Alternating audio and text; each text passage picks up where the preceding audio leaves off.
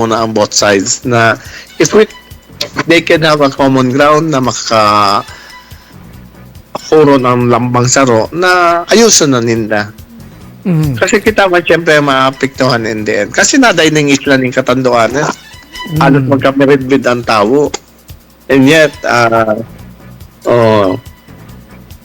So nahiling mo, ang saro sa mga root cause kay ni pong tension sa pagultanan because of the padarangugan porsyon, posting and posting. Yeah. Siling ko. So, even sa kuya lang pangapunan to, even for the trolls, if they really care for Katanduanes, stop making posts na irritating on both sides. yes, actually, kung iba... Kung nakamakuyog sinda sa Katanduanes, tunungan na ninda, ang isipon ninda, yung unity, kasi in progress ng Katanduanes, kung kapapaboran lang ninda, so pinasuportahan ninda.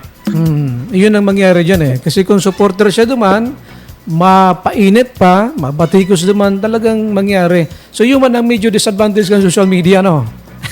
Yun man eh. Kaya lang yaon na yan eh. Siguro so tamang paggamit ng social media. Alright. Kung sa Divisoria nga ni nakapagpatawad, uya pa daw sa tuya ng mga tao man sa nakita.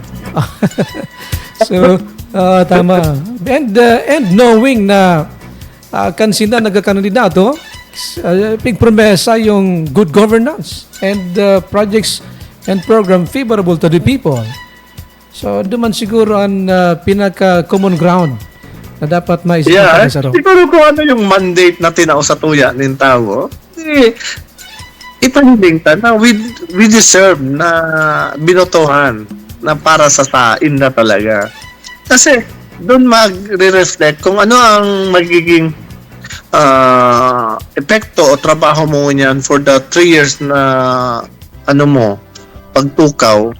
Hindi mo naman kahit magkampanya in the next election kung may magayong ka na ginibo. Pero duman ma-base ang mga tao kung you still deserve ba na ibalik sa next position or next election.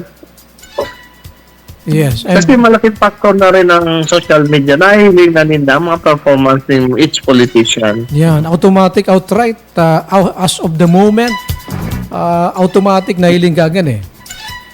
Na-evaluate ng tao. Sige, finally, before ako maghapot sa mga programs and projects mo dyan sa SP, sige po, siguro